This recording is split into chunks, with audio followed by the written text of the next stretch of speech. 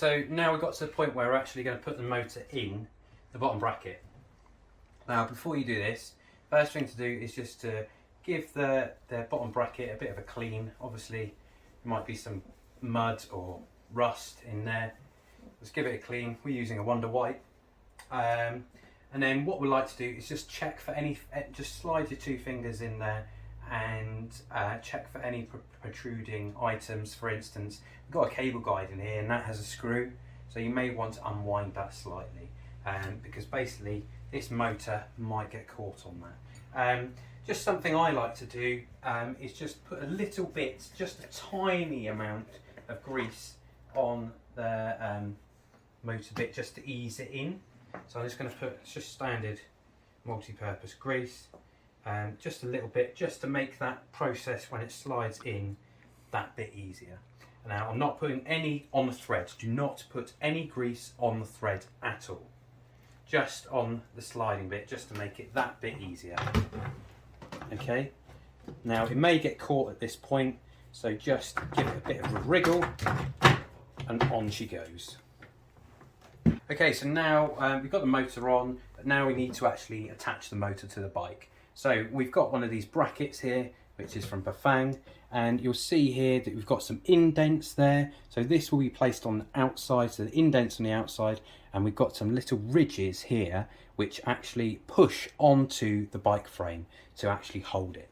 So what we're going to do now is actually place that on there now, like so. So it almost looks like you've got little indents there. So just remember you've got indents on the outside. If you had a larger bottom bracket, say a 73, then we can supply these different bolts here which do have spacers. And basically your bottom bracket, your bracket will be out here, and you will need either longer bolts in order to fasten them. But in this case, we can use the standard one. So I'm just going to screw them in.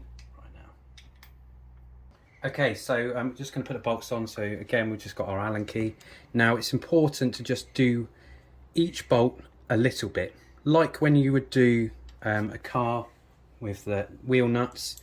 You don't want to over tighten one end or any particular, so we want to do 2 or 3 turns on each, so one end doesn't go tighter than the other, to even that distribution of tension. Okay, so the next thing to do is to put our lock ring on. We do find that a lot of people in the community find that these work loose, so this is the crucial part. Now, generally we tighten these up to around 90 pounds-foot of torque, and we'll talk about that in a bit. But if you're at home and you're on your own, you may find that difficult. Now we provide these tools. Now we sell these tools. Stop. Okay. Okay, so now we have our lock ring to put on. Now we do have a lot of people that run into issues with these not being tight enough, so this is quite crucial. Now, in order to get these on, what we sell is these wrenches. Now, these we think are better than these ones where you can't get a lot of purchase on. Now, the important bit is that it's these 2 little teeth here that will grip onto this little lock ring.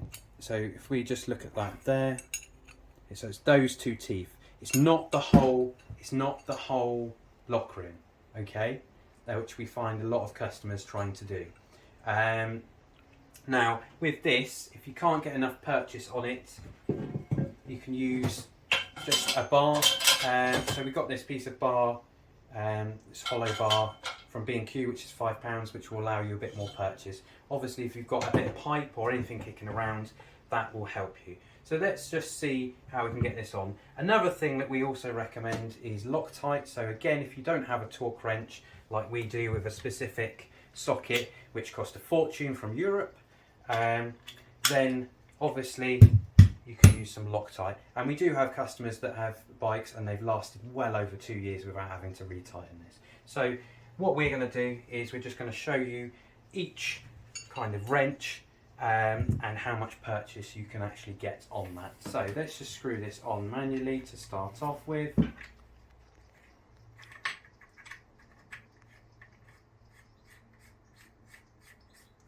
Get that all the way to the end. Obviously make sure your motor position is correct first.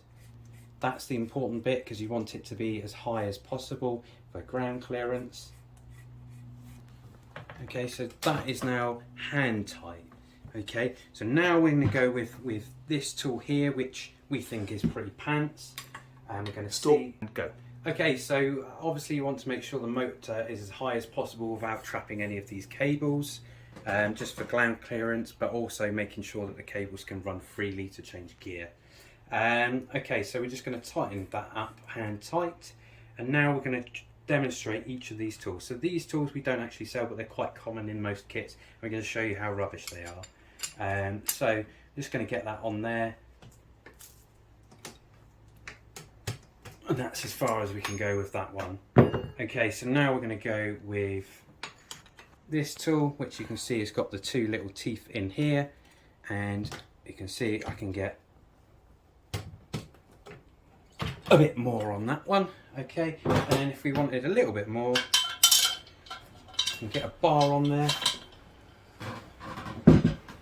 In terms of the torque wrench, obviously we're going to go and do that up to 90. So just bear with me while I do that. There we go. So that was near 90 anyway. So that's as hard as you can go with that tool. So that is around £90 for the torque.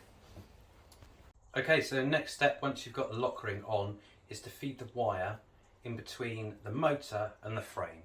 Now, if you've got a connector on your kit already, then you may want to do this before mounting your motor, so to make sure it's gone through. So what we're going to do here, we're just going to poke it through right in between that little gap. You might have to give it a little bit of oomph just to push it through, and you see, and then just grab it through and pull, just like so. So then that is where we're going to obviously attach our battery terminal. Go. Okay, so occasionally you may not be able to get this in this position here, so you may have to pull that through and bring it up through here instead, but this is the neatest way if you can do that. Okay, the final step is just a little bit of beautification. So we're just going to put this end cap over the thread here, which protects the thread and just makes it look a little bit neater. So again, we're just going to tighten that by hand, and then we're going to use the same tool that we used earlier with that bar of tubing, which we got up to 90 Newton meters. And we won't do that with this, it won't require that as it is just cosmetic. This time I will use the whole lot instead of the two little clips, so it does actually grip the whole spanner instead of the two little tips.